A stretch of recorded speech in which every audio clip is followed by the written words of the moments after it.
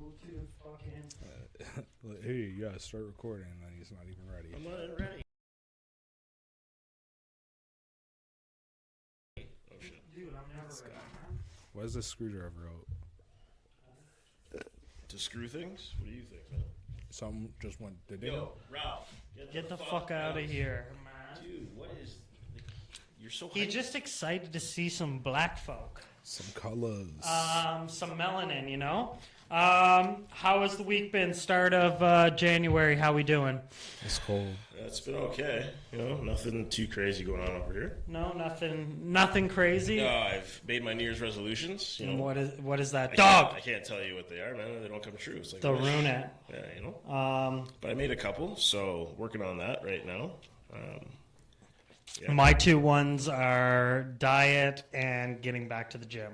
Eating better. Yeah, me too. Back to the gym is huge. Yeah. I think I've fallen off the train there for a bit when I got back from Ontario. And I've been bad at gambling lately, so I have to figure that out. Just spending money on that. Just like crazy parlays and like and in my head, I do it in like low denominations. Right. But I do 20 bets, and I'm like, well, it's only $5. Right. And then it's like, well, 5 bets, $5, $25. Here we are, right? But that's not working out for you so far. But I've been on a heater, and then as soon as I kind of like pulled a couple $100 out, I was like, yeah, this luck is going to change, and like I'm going to end up like the casino's going to get all my money back. So Right. I had a couple good wins, and then I was like, all right, I'm good. I'm wrapping it up. But what are you normally betting on? That's the question. Well, usually it's VLTs. Okay. Usually I'm on the VLT tip, and then NBA parlays. But they've been friggin' screwing me. So What's the word here with what's his name? Talking about getting traded. Jonte Porter? No. Jimmy Butler.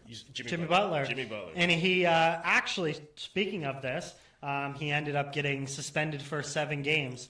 Conduct detrimental to the team's operation. did you watch Basically, the interview? he's saying that he's not going to get back to like full form. Until he's during- gonna Finally, Miami. joy. Yeah, I finally enjoy playing basketball. He's like, my home life's good, but like I want to be competitive. I want to be in a team where like I'm. You're like, will you ever find that joy on the court? And then he's like, Miami probably Heat? not. Is Miami? Yeah, I saw that part of Yeah. the interview. But is Miami like doing shitty this year, or what's the deal? No, I think it's just like I don't know. Or What's is the it just the table? team atmosphere? I guess. Can you look at the They're tables there, sitting in James? sixth in the East. 6th in the East. Yeah, So, yeah, really weird situation with Jimmy Butler because, like, with his type of attitude, you say to yourself, like, okay, if you have, like, this Kobe Bryant, like, Black Mamba mentality, like, there's probably going to be a lot of dudes that can't hang. And then on the other side of the coin, it's like, yeah, you might say you're, like, a really hard ball player, but, like, now I'm looking at all these teams, and I'm going... Are you like Kobe Bryant type mentality, or like you this dude when you're not winning, you're like no one's working as hard as me, and I'm a dog, and like things come out when he was with Minnesota where like what was he taking on, like he had like the rookies He took, with like, him, the second And he- stringers and third, yeah, he took on like and this the with bench the second guys. stringers, Stringers. yeah. So Like Hayden it's Cat and then when he was on Philly, and then when he, you know what I mean? It's like all these teams where you're like, okay, if it was 1 or 2 teams, and you're like say if he's on Washington, and he's like, oh, I have a horrible team. Like nobody has motivation. They're all getting like super inflated contracts. Like I want to go to a team where people are grinding, but it's like, no, I think now you're kind of pulling more of like a Kevin Durant, where it's like, all right, am I just trying to like get a chip since like I've never won a chip now, and like I'm seeing all my peers that I got drafted with Are doing better than he is. they're doing better than he is. Here's the thing I don't get is like $48.8 million this season. That's not enough incentive for you to like hike up your bootstraps and go play ball. No, man. 'Cause, Not when Like, you've you been got making Bam that for Adebayo, 10 you got years. Tyler Hero, you got all these dudes like, you know, like I said, you're in 6th in the East. Yeah. Like you're not bottom of the barrel. You're competing. Like you're in it. Yeah. No, but I what think the like fuck's It's your got to be problem, some man? dressing room stuff as well. I think it also comes down to like I want to like give like a comparison. Like you look at when people make so much money and you say like, how hard is it actually to get them to show up, because like they already got there. It's like, look at Conor McGregor. This guy's obviously washed because of all of like his like drama in the news. But even before that, when they were trying to sign him to a fight with Dustin Poirier after the Ultimate Fighter, they were like, this guy made $200 million in a fight. Like, if you made $200 million, are you going to go get punched in the face for 10 mil? Like, no, you've already made so much. Like, so they're like, I have to make it so lucrative for this guy to come back. It's almost the same as like Jimmy Butler, where it's like, you've made it so comfortable for him to make this money. It's like, well, there's nothing more you can give this guy that's actually gonna like light a fire under his ass. He's made his nut, you know. Exactly, right? Like, this guy has like a full-time guy that makes him coffee. Pat Like, he Riley literally called them out. What was it, last year after they got bounced from the playoffs? Okay. Yeah. Jimmy Butler starts running his mouth saying, "Oh, you know, like if I was there, it'd be different." Well, guess what, dude? You weren't there. So Pat Riley's like, look, if you were here and you were competing, like, you have every leg to stand on in this fight and arguing whether or not you can talk shit, but you weren't here, so just, you know, keep it to yourself. So I think that's where all this like whole front office Jimmy Butler like beef kind of stems from. And when you look at the Heat too, like, they're pretty, like, they like to keep shit like close to their chest, right? Like, they don't like shit to get out. So now that 100%. Jimmy Butler's doing this, like, And it's like, this isn't his first run-in. No. Right? It's Like, more remember drama. when he went after Spoelstra? yeah, and then try to get him fired. Maybe that's what he's trying to do. Maybe he's trying to act like, you know, that guy, and then he might get the trade that he wants.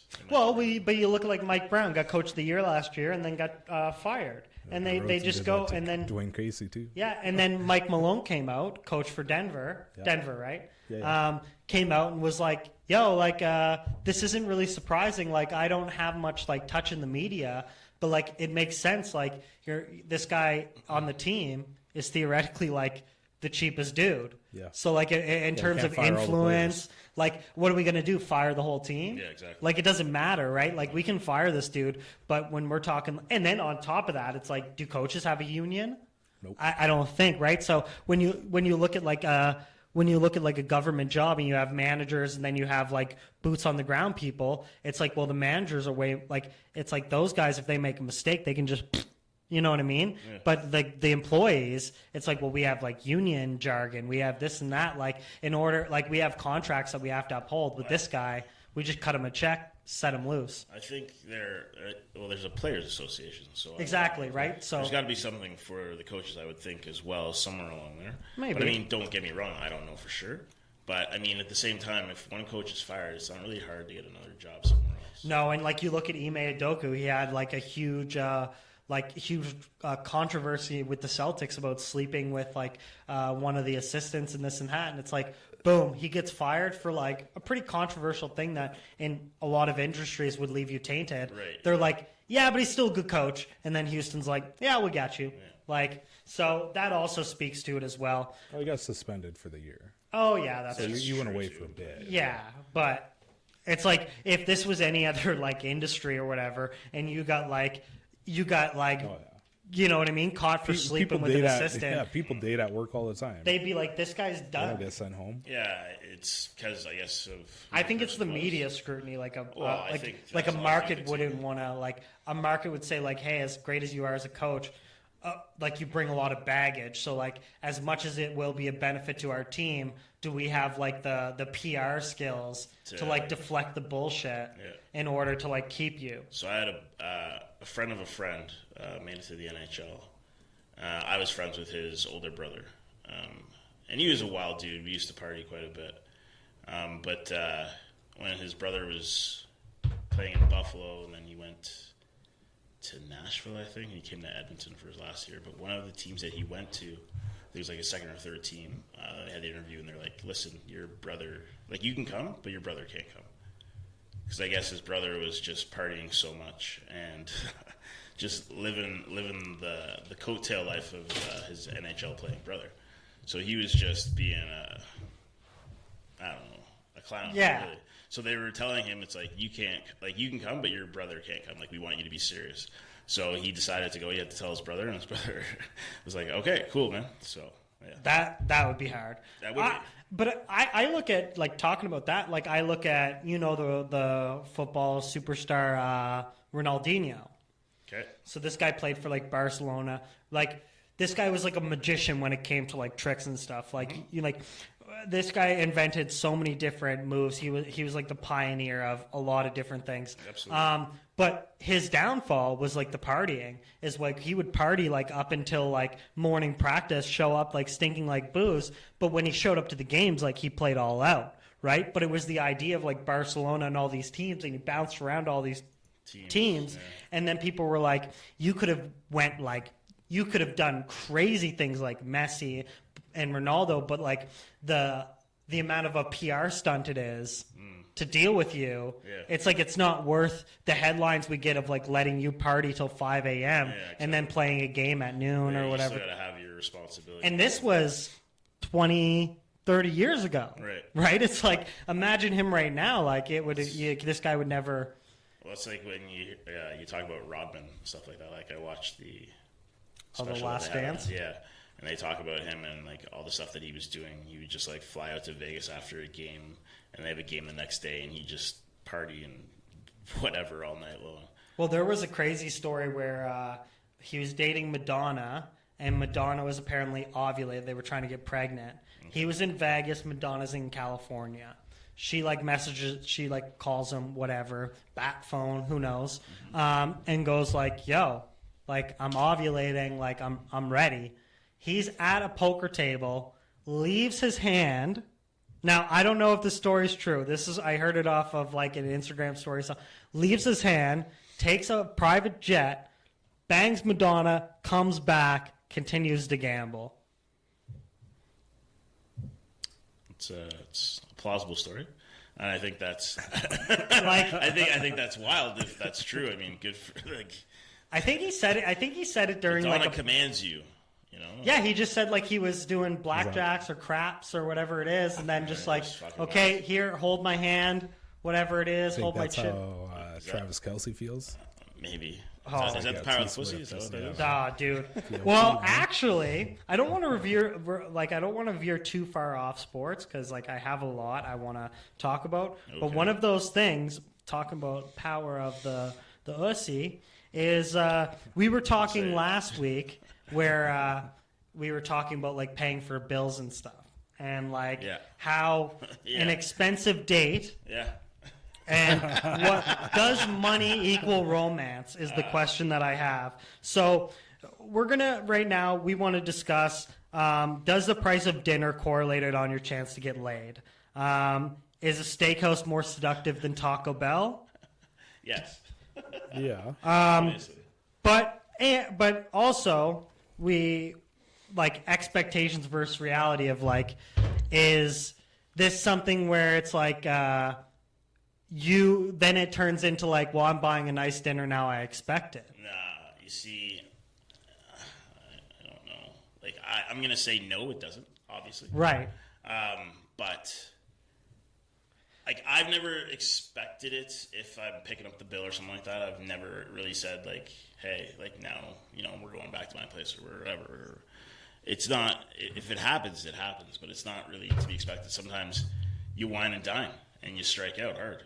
And sometimes, like they may never call you again, or it might not happen the first night, Do you think there's a chemistry in a female's brain that when a certain number gets hit, she goes, yes. Oh, now I have to, like, if she sees X amount of zeros, or like whatever it is, and goes, and that was the first thing I learned that night, was that they have a limit. Each woman has their own limit. So they stop ordering food because they don't want to sleep with you. They're like, no, I'm good, just a water. Yeah, and they're like, no, get whatever you want. So after our server gave us the bill, and I told her, and I asked her the question, like, should I have to put out? She's like, yeah, you would. I'm like, so seriously, you have a limit? She's like, yeah, I do. And I don't even remember how expensive our bill was that night, but you said, it was up there. If you go to ask, you can't afford it. Exactly. So let's say it was like $250, or it was over $250. Her limit was $250. I remember that. That's what she said. And then after that, we were talking to another few girls, and I was asking one of them what her limit was, and she said probably like $200, anywhere between 2 and 3. I'm like, geez, like it's not something that I think about when going on a date, but this is something that girls think about. So this is what I thought. I said, yeah, go ahead. No, you're good? Yeah. This is how I wanted to counteract this, though. And this would be my question. So say there's like a brain chemistry where there's like, yo, if $200 hits, I got to give it up. But does creativity supplement for money? So say we're out clubbing and I take you to Street Tacos at 2 a.m., but it's a really nice place. I know the place. It's like it was something that I thought of beforehand. Does the idea that I tried hard on the preparation side, that might earn me fucking Monopoly money? You know what I'm saying? That was my only way of like counteracting this idea. Well, I think that, obviously you want each experience to be different. You want it to be like better than the last, obviously. But that being said, yes, I think creativity does count. And some of the coolest places are like pretty cheap. Shooting range was one, and she took me there, and because she'd already been shooting before, I'd only been once, and so we went, and after that, the shooting the guns probably drives up the hormones, And I also did a smash room. Oh, I actually want to do smash room. It's extremely therapeutic. And then after that, it was just, extremely therapeutic. Exactly. Yeah. Extremely therapeutic. Yeah. No, I thought that was interesting, and I wanted to briefly touch on that because I thought it was pretty funny how we had that topic, and I wanted to send it in our little insiders channel there and say like, hey, I always want to give people the benefit of the doubt and think that people aren't like money oriented. Yeah. But then when it like comes down to it, it's like the majority of people that don't like think, the majority of people that don't think outside the box is like what makes dollars make sense. You know what I mean? So like, I think for a lot of surface level people, it's like it's simply just like an in and out thing of like, what am I getting for my time, and how much do I have to like put out for it? You know what I mean? I guess you. I think it's like eerily transactional now, the dating world. Sometimes, they're just looking to get a free meal. So yeah. There was one girl, like, we saw each other for like 3 months, and then after that, we stopped seeing each other, and we started seeing each other again. She didn't pay for a fucking thing, dude. That bad. Every single day we went out on, she didn't pay for anything. Like, and I realized that after, I was like, what the fucking hell am I doing right now? And it wasn't just 1 or 2 dates. We went to an Oilers game one night. Oh, dude! I was like, I ordered the drinks. You gonna buy you gonna 2 beers for $80? I'll get these beers, I guess. Like, I was just like, all right, that's enough. So yeah, that would or you bought the Oiler tickets and then she canceled. That was another. Else to go. No, but you know what I mean. Like you go through all that to do that, and then like last minute they're like, my stomach hurts. I don't think I could make it. What do I got here? I want to know where to bounce to next. Since we're talking about relationship stuff, I want to bring up a quick "Am I the asshole?" So check this story out. Checking it. Okay. My ex forgot to remove me as the beneficiary in his health insurance policy, and now I'm keeping the $1 million. I was in a relationship for 5 years. We got engaged shortly, taking out life insurance policies, naming each other as beneficiaries. 6 months before the wedding, ex cheats on her. She forgave him, hoping to salvage the relationship. In years they invested. 2 months before the wedding, he left me for another woman, and he broke it. Begged him to come back. Said I had to let him go. That's what the ex-husband said to the wife, that you need to just learn on letting me go. Mm-hmm. So it kind of seems like he found someone else, went with that. Apparently she's in her mid-30s.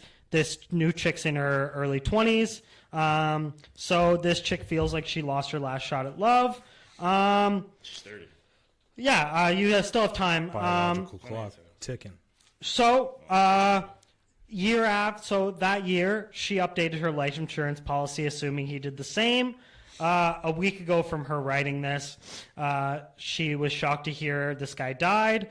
Days later, the sister informed her that she was listed as the beneficiary, meaning she would receive around $1 million for the life insurance policy. Later to find out his current girlfriend was pregnant with the child and unemployed, asking her to give the money. Get fucked. She said, they didn't show me any consideration back then. Why should I care about them now? I'm keeping the money. It's not my fault he never changed the beneficiary. Wow. Cool. But I don't feel obligated to help them. They made their choices. I'm making mine. Yep. Am I the asshole for keeping the money? Would you Yes. feel the same in my situation? No. Should I feel guilty about it? Yes. She should feel she's guilty? the asshole. 100% she is. For keeping the money. Well, how long have they been broken up? A year. Okay. Bro, So this this dude guy did had her a year dirty. to He had a change. year And to this change guy it. did her dirty. Let's Yeah, not forget that. because like the that's just thing is, it karma wasn't coming like an around. amicable. It wasn't, $1 though for dude. what? Dude, 3 months before their wedding, so they couldn't even Okay, break I'm up the not- wedding. I'm not saying that I condone that behavior or anything like that. But it's like, does two wrongs make a right? Exactly. You know? So I talked about this with Emily, and this is what I said. The only reason I wouldn't do it is just bad karma. You wouldn't give. Like, I wouldn't keep the money. Yeah. It's just bad, like, because I'm not like a super spiritual person, but it's like, yo, you do some fuck shit, like you're gonna fuck around, find out Yeah, type exactly, thing, right? 100%. So it's one of those things of, yeah, you might be in every right and you might have been done wrong, but my initial reaction of like, oh, and then what? 6 months later, you get decked by an SUV, and it's like, that's because you kept that $1 million, girl. Yeah, it's kind of. But it's She all got cheated on. yes. Yeah, I get all that. I'm not saying no. I'm not saying I don't. Oh, fuck those people, man. They did you dirty? Like, yo, fuck them, man. Okay, fair. No, I mean, and- you're allowed to have that opinion. And I'm sure there would be a lot of people that would be on that side of like, yeah, absolutely. hey, you give this guy the benefit of the doubt. She changed her life insurance policy, assuming. I just play dumb. Be like, what money? I don't know what you're talking about. Like, how do you know There's- about this? There's What do you mean documents, you're man. There's a paper trail. Yeah. Is there? No, you got the money. I'd be Well, like, and yo, the thing well, is, if I don't know. I if know they what don't to give tell the you, money to the beneficiary, it just doesn't go anywhere. Doesn't. true. Yeah. So it's like the goes sister. into, like, Maybe the it's like- sister reached out in hopes that she was going to cut her a check. Maybe. I would assume so. Because it's like, why isn't the girlfriend reaching? I'd take like a blank check and in the memo I'd be like, get fuck. And then slide it over to him and be like, yeah, here you go. Yeah. Good luck. Here's what I'm giving you. Zeros, bitch. Yeah, exactly. That's fine. Pretty crazy. Okay, so maybe my opinion might change. Maybe she's not the asshole. But like I we don't said, think she from the is. karma point of view, that'd be it. I don't think she is. Okay, you know, and that's fine, dude. You're allowed to have your selfish and I will. Okay, this is one I have for you because you have kids, Mark. Yeah. Okay. Am I the asshole for losing my passport to avoid babysitting on vacation? I'm a female, 17. My sister, 28, is married and has 2 kids. Whenever she comes over to visit my parents, and she sticks the kids with me. This wouldn't be a problem, except she doesn't visit for an evening. She will come for a week, and then that week I'm the unpaid nanny. If we go to a restaurant, I have to entertain them because my mom needs to talk to my sister about all kinds of BS. My parents decided that since I became an adult, we would go to Disneyland to celebrate my graduation. I asked who I was going with. She said it was the 3 of us, but when we got there to the airport, my sister and her family were there. Strangely enough, they were also going to Disneyland. I went into my backpack, grabbed my passport, and put it in my sock. I went to the international security. I couldn't find it. We looked everywhere. I had to Uber home. I missed my flight. Oh, well. I get to stay at home by myself for a week in peace and quiet. My parents were very mad at me for losing my passport and the money they spent for the flight and entrance that's wasting. So it goes on. My dad said he knows why I did, and he understands. But he says I should have let him know so he didn't waste the money. He just wouldn't have bought anything. Right. He said he would have gone along with my excuse, and I feel bad about wasting the money, but I've been to Disneyland before, and I will go again later by myself and with friends. Am I the asshole? I say no. I say it's pretty slick no. that she came up off the fucking I cusp. don't believe in that part. That she stuck it in her sock? Yeah. I feel as though you should have told your dad or your mom, or like open up the lines of communication. Be like, look, this is what happens. Right? No, but at the start of the story, she didn't even know. She was surprised at the airport because their parents said it was the three of them because they knew that she was going to be the babysitter. You got to have beforehand. It's like, yo, is it sounds like sister it's been going going on for too long. I'd be like, yeah, that's also true. But so it's like, it's like, yo, fucking tell her no. Like, yo, this is what always happens every time. You don't even spend time with me. Yeah. You know? Like, I'm just here to watch your kids. Like, no, enough. Like, you got to tell her no. You got to establish, like, those rules, those guidelines and whatnot. I understand. Yeah, like, in today's economy and day and age where it's like... That's a shit ton of money. That's probably 5 G's down the table. A Disneyland ticket, like, I think when Shane and I went, it was probably, like, you know, $100 each. And I'm pretty sure we have a friend that took their family of 5, and it ended up being like, I don't know, at least 2 G's for all the tickets and hotels and stuff. And it's like, and then if you want to get fast pass, get flights, dog. Yeah, fast pass and food and all that stuff. Like, that shit's expensive. Yeah, man. Everything adds up. What? This one's a funny one, and I have some video. I have a video to go with it. Oh, yay! The video doesn't really tie in. I just thought it was a funny meme video. Okay. And the story itself is actually like really fucked up because you're gonna be like, wait a minute, okay? So my girlfriend uses the N-word, and I absolutely hate it. Oh my god. Hey everyone, I'll try to make it short. So we are both white. My girlfriend 24 and myself 24. Have been together for about 2 years. We're in an open relationship, but it's pretty one-sided. She's the one who sees other people while I don't. At some point, I began watching them when she was with her partners, only when they allowed, of course. Just the cuck. Now, basically, all of her partners have been black men, and this is obviously no problem. In fact, I really enjoy the contrast of their skin. What is happening? But here's the problem. Okay. When she's with a new partner, she'd ask if she can use the N-word during sex. Some allow it, some don't. But if they do, she starts using it so frequently and carelessly that she's on a BLM rally. I feel really uncomfortable about this, and honestly, I think it's racist. But I don't know how to approach her about this. Am I being too sensitive? So wait. Before you answer, I don't even go want to the N-word story funny meme. All right, we playing it? Yeah. African-American rappers sing N-word this and N-word that, but a Caucasian can't. So say it. Say it. Say what? Say the word you want to say. I'm not saying that I want to say it. I'm just saying that I can't. Sure you can. Say it. Say it right now. I will say it with you. Okay, this is hypocritical. You know we can't. Sure you can. This is America. Both of you. Say it. All right, I think we can move on. What? Why move on when you want to say it? Both of you want to say it. Huh? All right. So when I saw this, I was like, this is the bedroom interaction between these 3 people. This dude's just sitting in the corner in a cuck chair. And he's like, I think you're using this too much. And he's like, say it. Yeah. Say it with me now.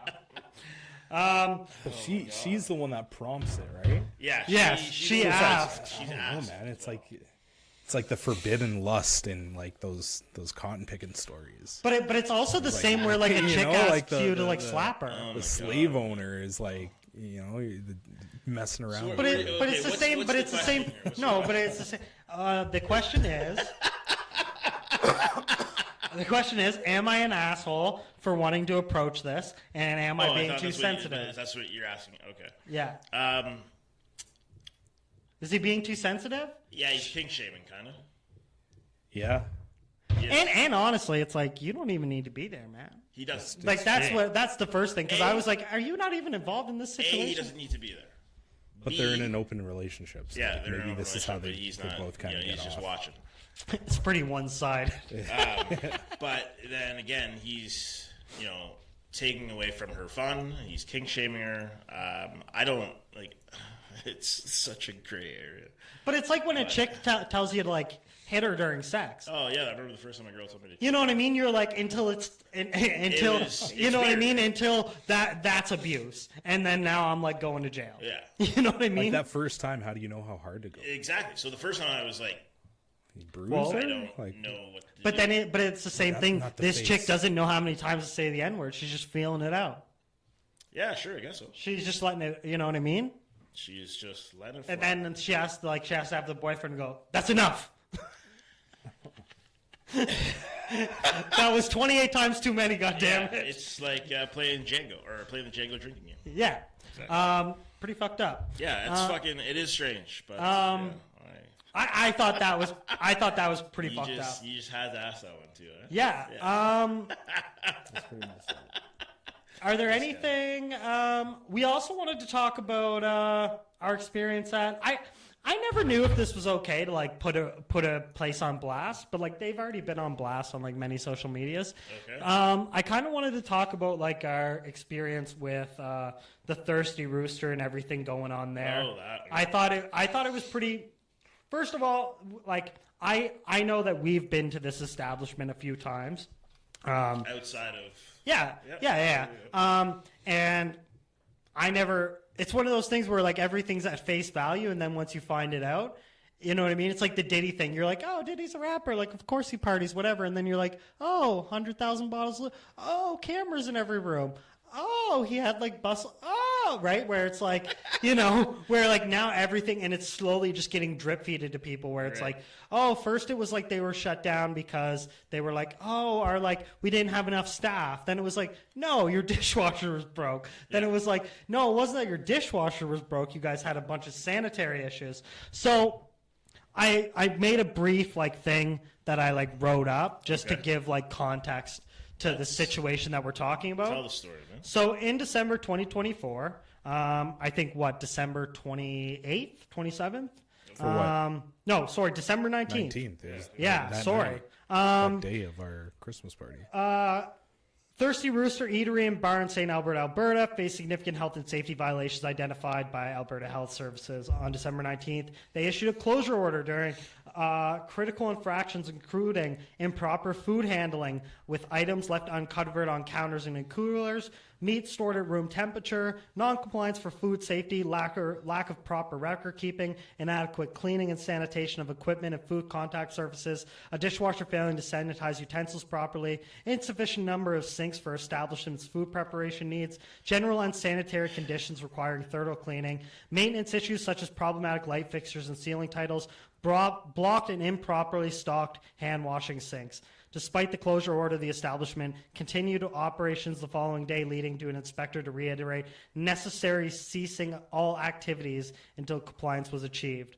And then I think we talked about the last thing that got sent out, where the food inspector went, and the one of the staff members said they threw out like a pail of poultry. It was a pan. Yeah, like a dish pan, like a deep, you know what I mean? Yeah. Said they threw it out. So he didn't go out to the garbage, but he noticed that the pan itself wasn't in the dish pit. So he's like, well, if you threw this out, where's the pan? And she's like, oh, I put the meat in my vehicle.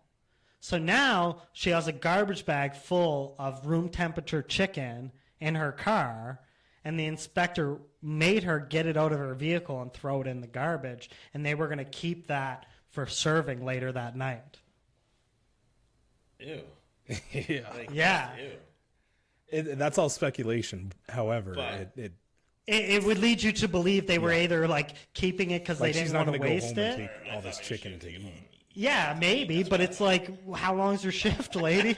Like, you still got 3 hours on the clock, lady. That chicken's going to be cooked. This chicken's already sitting at room temperature. But no, I remember we were, when we went to our function there, the night that it was supposed to be closed, like certain people that I talked to after the fact said that like they were taking shot glasses out of like brand new boxes, but they weren't rinsing them out, and they were just like pouring the shots in, and people were getting like didn't a have layer enough of dust, sinks. like a layer of dust bunnies on top of their shot glasses and stuff, because Delicious. and the way that the bartenders acted, where like I think they could tell that they were doing something wrong.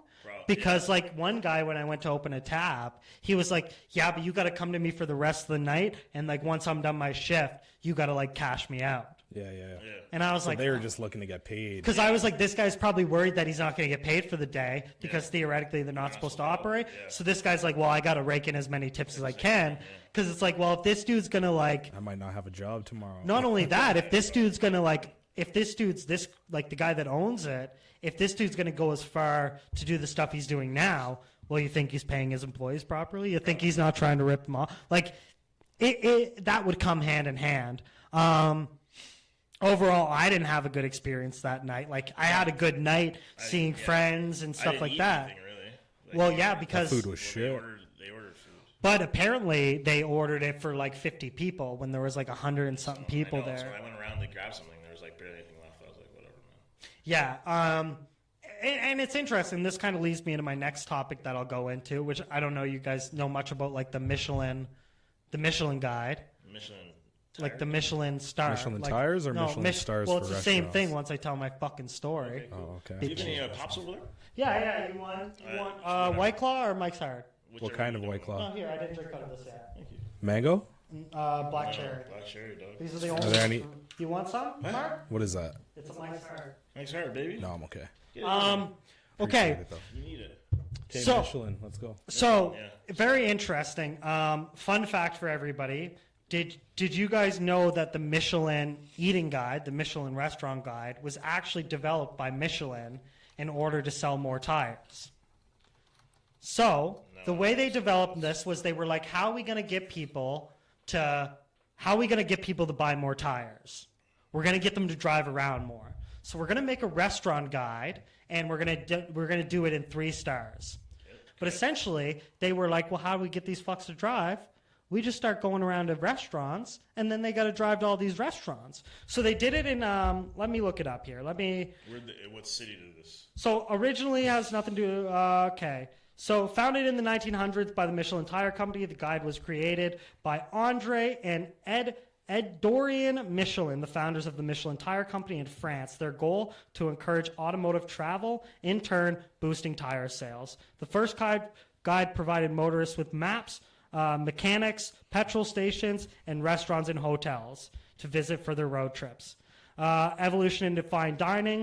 In the 1920s, the guide began awarding stars to restaurants for their culinary experiences, leading into the now famous 3-star rating system.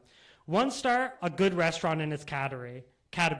2 stars, worth a detour. 3 stars, worth a special journey. This is expanded into all types of dining cultures like New York and Tokyo. A lot of people say that its emphasis on fine dining overlooks like casual cuisine.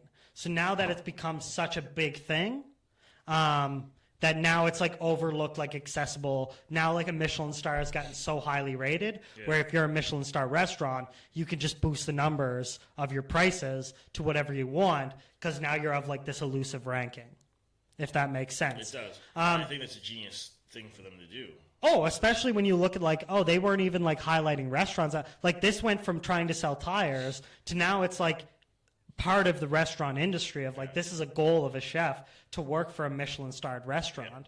Yeah, exactly. and so I thought it was crazy, but I also thought like, yeah, there is criticism on accessibilities and stuff, but having people that are doing like auditing and reviews, because when you look at like government organizations and like food organizations and stuff like that audit these restaurants, it could be for like a totally different reason. So like going off of what our thing is for the Thirsty Rooster, it's like, yeah, as much criticism, it's like, well, this is a prime example of like why you need these people like auditing restaurants and making food reviews and like making these type of guides and stuff. But yeah. I mean, every time I'm looking to go try a new restaurant, obviously, you look it up and see what their reviews are and stuff like that. You get your idea, and then obviously it's a very helpful guide. Yeah, but it's you don't see much of like the Michelin system in like, I guess in Alberta you don't, but like in places like Toronto and Vancouver. Mostly like Toronto, Vancouver. Toronto, Vancouver, you see a lot of that stuff. Especially more like the urban, like New York, California, stuff like that. More densely populated. Exactly. But yeah, super, super interesting. What do you guys think about that? Did you guys know I had no idea, and I think that that's a very interesting strategy for sales and marketing. I mean, Now, do you It's changed think? anything. Now, do you think like as you are today? Do you think that would like hold value to you as a traveler? Like, do you think that you would like take a Michelin rating restaurant over like say a local's recommendation? no, I think I'd probably. I don't think it really matters that much. Obviously, local. When you're talking to locals and stuff like that, a local review, I think that's going to be a more genuine and honest review that you're going to get more than a restaurant review magazine or rating and stuff like that. Don't get me wrong, all those people are like known, and this is what they do for a living, is review these restaurants and their food and establishment. But for the genuine atmosphere and dining experience with servers, and I mean, you can go in one night and have great service, and that could be that's your review. But every time you go, it's gonna be different. So the local reviews you're gonna get from people that you meet. They know way more. Like we were just discussing how like a lot of people that have relationships with people, it becomes very like transactional. So then you look at like, well, once things get to a certain height, it's like, well, now everybody I'm operating with, they're only doing it for like a private, like, so now that the Michelin-star guide has gotten so high, it's like how much like corporatization or like fuckery goes on where it's like, yeah, like you have really good food in a really good restaurant, but like it's not really advantageous for us to like promote this because like whatever you believe in or what, you know what I mean? Like whatever is going on outside of that, like, you know, where I think that you're going like, am I getting what's actually being reviewed, or am I essentially getting people that pay the most money to get, you know what I mean? Like a guy's like, hey, I'll give the Michelin-star dude $100,000 to come review our restaurant, knowing that he wouldn't step foot in this place for another 10 years. I don't think it works like that, man. No, don't think these like people get hopefully bribed. They do it for the wholeheartedness. Well, hopefully there's an integrity behind it. Yeah. Well, like you Have look you at ever watched The Bear? Yes, I love that show. Yeah. Honestly, I feel like that's like a fairly accurate portrayal.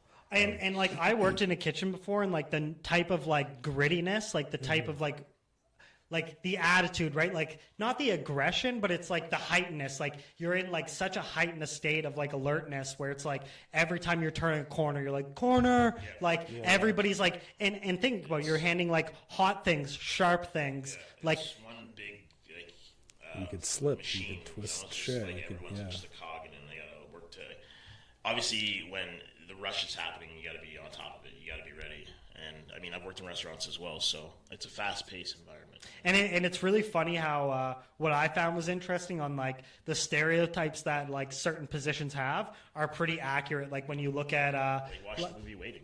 that's what I was gonna say. Yeah. You look at like the dishwashers. It's like when I worked at this restaurant, the dishwasher was like cooked up on like 4 Red Bulls, Years, dude, like you know so what I mean. Much weed, What's so much the coffee. Yeah. Bradley Cooper movie? Pardon? What's the Bradley Cooper movie? That's waiting. No. Oh, Gosling. served. Is it Gosling? I don't remember. It's served or That's one where he's a chef. Hold on. yes. That one's a good one. Is it Chef? No. Chef's Burnt. Oh, Well, Burn. it's a movie, Burnt too, is but also- He's a chef. Yes, Yeah. in the movie.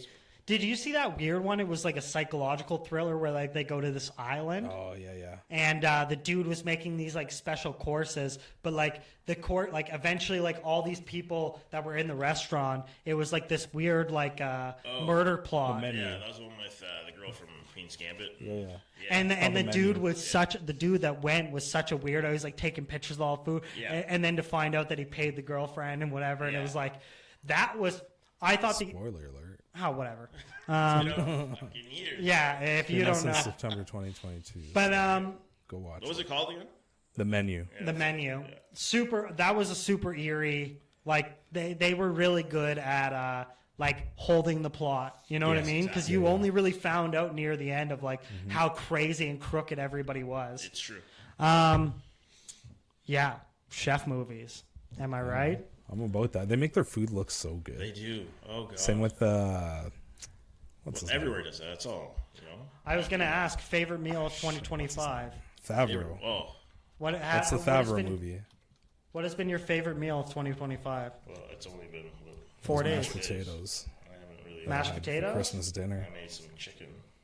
Dude, I ordered pasta more. I got bow ties with some feta, some rosé That sauce, sounds delicious. Actually. and some chicken and honey smoked bacon. It was That's it. Slap. oh, dude, slapped. Quite like I don't know if it's we got this like tax break through the month, but I'm like every time I've ordered Uber, it's been like 3 times the price. So I'm like I ain't saving shit. Okay. So I'm like people are just bumping up their. Like I forget what I looked at the other day, and it was like Cheesecake Factory or something. Okay. And for one slice of cheesecake, it was like $16.99. For where? Cheesecake Factory. What kind of cheesecake are you getting? No, it was just a regular. But I think Where's the the cost. nearest Cheesecake Factory? I don't know, but it was on Uber Eats or whatever. But I was like the So simple you're probably fact of paying like for the Because there used to be distance. one by West Ed, but I don't know. I wanted to actually go there and be like, yo, what is it on the menu? If it's $16.99 on the menu, then I'm just never That's going to probably come here. $16.99 Well, it probably on is. the menu. I mean, But you don't think they bumped well, it of up for course, Uber Eats? I think it's mostly in your charges. I know. I don't think it's on individual prices, What's it called? but whatever. Chipotle. They Yes, just opened your up new one on favorite Manning. restaurant. I've been there twice. Relax. Whatever, man. So if you want it delivered to you, they'll increase like all the items on the menu. Oh, for real? Yeah. Okay. Whereas There you go. if you go into the store, Yeah. you don't have to put the camera on me, man. Yeah, you're talking, Just bro. talking about Chipotle. If you go in the store, then it's like $1 cheaper. Okay. Right? So you're probably paying like an extra $4 or $5 to get it delivered to you. But that's about it. All right. Have you guys ever But went Uber to the Eats, Chick? they're a bunch of swindlers. You guys ever went to the Chick-fil-A at the mall? No. Not no, yet. haven't been yet. I went there. Not worth the hype. No, really. I think No. Chick-fil-A in the States is probably like I was I like, mean, the is sauce it a was different all right. recipe? The Chick-fil-A sauce was pretty good. But I didn't like the waffle fries either. I wasn't a big fan of the waffle I'm not fries. a big Casual. fan of waffle fries either. No. I'm particular with stuff like hamburgers, fries, not waffle fries. Yeah, it was It's too much for me. too much of Too much carbs. I've had Chick-fil-A in Vegas, Yeah. in Arizona, Yeah. and it's leaps and bounds better Ooh, than what it baby, is here. just so good. Yeah. Well, and the portions are probably way bigger too. Oh, well, have you been to Mr. Halal? What? Mr. Halal Burger. Mr. Halal Burger. It's like the Never went. Edmonton's In and Out, right? Yeah, it's like Edmonton's In and Out. The sauce is bang. Echo in here. Burgers are good. It's right down the street from my house. I can walk there. I gotta grab some chicken wings here soon. I haven't had chicken wings in a while. I remember make for them like yourself. what? Make them yourself. Yeah, I'm gonna go to Be lazy, Costco man. get some. Don't go to get some Wing of the Snob. Costco wings. Oh, they're slap. They slap. Yeah, I feel like for a while I was on a good like weekly stint of getting wild wings, but that was because of like a work thing. We were doing that as well. Yeah. But yeah. It was pretty fire. I miss, and I remember one of the things that we did was everybody picked, and it was like wing roulette, where it was Oh, like, nah. and some people liked it. I only liked it because I like watch people. I like to enjoy like people suffer. No, see, that's just me. I like to see their eyes light up when they hit the wing, and they just go like, "Bing!" You must love hot ones then, did you know? Oh yeah, the hot ones. I really enjoyed that. But first I thought to myself, I was like, man, I don't know if they're like if the hot sauce is that, because I remember one of the guys we worked with, he bought like a box set of it, and I tried them, and I was like, if this is what's on the show, I don't know what we're doing here, Okay. right? But who knows? And I'm not a big like. I'm not a big hot sauce. I'm not a big hot spicy sauce stuff, guy, but so- it's like I'm not huge on. Yeah, I'm here to enjoy my I food. mean, yeah, I don't want to suffer or sweat through my meal. Well, yeah, and the thing is, like, once it gets too hot, I lose my appetite. You just lose my appetite right Yeah, away, where it's like, absolutely. okay, I'm so uncomfortable and sweaty and disgusting, then now, like, I don't want to eat anymore. Exactly. Speaking about sweaty, disgusting, Oh, don't want yeah. to eat anymor. In November 2024, Jason Kennedy, not our fucking Oh, ex, this guy. Oh, God. a 48-year-old man of Blood Vein First Nation underwent surgery at Winnipeg Grace's Hospital, amputated his right leg due to a bone infection. Tragically, No, he woke up to find his left leg had been mistakenly amputated. This review has prompted a review by the Don't board. they like right Raised- X? So apparently they actually write, but they probably asked him, Yes. That's "What's what your I'm right leg?" And he's like, "That's the right leg. Don't Yeah. cut this one." So, because I mean, I know that's what they do. Like, they ask you to write on the leg which one they're allowed to take. And apparently they have I was talking to Emily about this because she had a knee surgery, and they said before they did the knee surgery, before they put her under, they did like their pre-op meeting in front of her. Yeah. So like she knew like everything was transparent. Yes. So maybe someone was on a 78-hour shift or something. I don't know. It seems so messed up. Like, after you sent that, I looked it up. I was checking to see if there's any lawsuit or anything like that. There's nothing. There's nothing since November. Oh, he's just gonna get a fat check. But you'd figure that there'd be some kind of update already. Yes. It happened over 2 months ago or a month ago. Yeah. You know, so I don't know. And then this was my next question: do they now have to go in and cut off the other leg? That's Because I saw him in the interview with his leg, yeah. and I was like, "Well, isn't that the dead leg?" That's the dead leg that needs to be amputated. So it's like, I don't know what they're doing. Are they going to put the other leg back on and amputate the leg, or what's going to happen? Gives us dude robot legs. You know, like I don't know. You're playing Mr. Potato Head. Yeah, it's just it might be next. Turn half side. I don't know, man. That's a huge mistake. Or, you know, it's like, I don't know what the next step is. I hope they figure it out for him. Well, and imagine, like, he was probably so hyped up on, like, all the drugs and, like, anesthesia and shit, where they're telling him, like, they got your wrong leg, and he's like, no, I know they got my leg. They're like, no, they cut the wrong leg, and he's like, I know they cut my leg off. That's he woke up. Man. You wake up, and he woke up, he still had his right foot. And especially not the right one they were supposed to take. That'd be, like... And then he's like, maybe I'm high, and I'm seeing things. Maybe. And then the nurse is like, we'll come back. But I mean, that's Give me 5 minutes. That's so messed up. I don't know. Then the conversation, you're like, hello, sir. We had a situation in How do you put it? How's the outside manner now? I was looking. This dude sounds like he's in good spirits because he said, I have to get some upper body strength if I'm going to be in a wheelchair. Yeah. Like, I'm hoping for a hovercraft. He joked. Yeah, I saw that. Yeah, because he knows he's going to get a $5 million check from the hospital. Probably. Absolutely, you probably will. I thought that was absolutely wild, especially happening like in Canada. Yeah. Just like what is that, a province away? 2 provinces away. Yeah. Yes. There's us, then there's Saskatchewan, And then Winnipeg. and then there's Manitoba. Oh. And Winnipeg is in Manitoba. Shit. Lola. Shows as much I know. Lesson. Geography, not your strong suit. No. Yeah, it's not geography. But they also noted like what? No, just laughing at Mark. Yeah, of course. What? Don't laugh at me. Another Gotta go thing see. that I thought was pretty interesting in terms of stories. Have you heard of the Asparagus prophecy? No. Okay, so there's a lady that's referred to as the Asparagus prophet. Her name is Jamia Packington. She calls herself the It's made up. Asparamancer. Go look it up. She has a quirky form of fortune telling where she tosses asparagus spears in the air and then interprets the patterns that form to predict her future. Currently, in her predictions, she has a success rate of 75 to 90% in her predictions. For 2025, she predicted that Donald Trump, president-elect, will face a major health scare. And I'm like, well, yeah, like he is 70 years old. Like there is water on Earth. Oxygen comes out of trees. Someone in 2025 will cut down a tree. There will be an accident on the Henday in the next month. So they're saying in his term that he's going to feature a major health scare. Not to take away from this chick's ability to, she was able to foresee major events like the Brexit and the death of Queen Elizabeth. Really?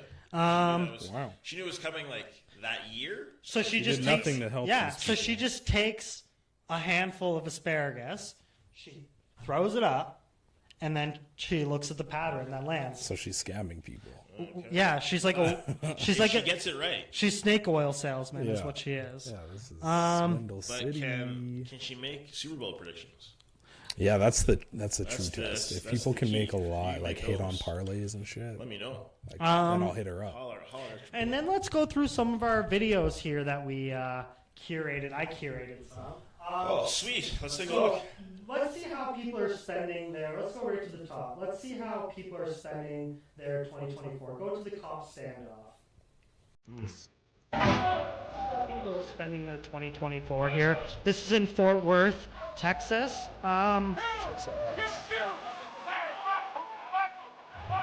You know, none of those want to get caught, so. Dude, this guy's like full matador.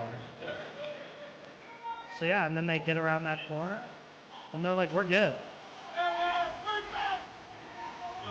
They just lasso them up. Do you think they just like at that point that it's causing such a spectacle? You think they just pop them? Or whatever, right? Push them off the top. Yeah, I think that's the safest thing. Yeah, you can clear that now. Yeah, just do that. Yeah. And then you can go to the next two right after that. I thought this was hilarious. The guy freaks out. Are you fucking This guy's worried about his serious? fish. But, you know, Dude. And then the next one was kind of crazy too. I was like, no, the one right there. Gold drive off. Plant it. Three.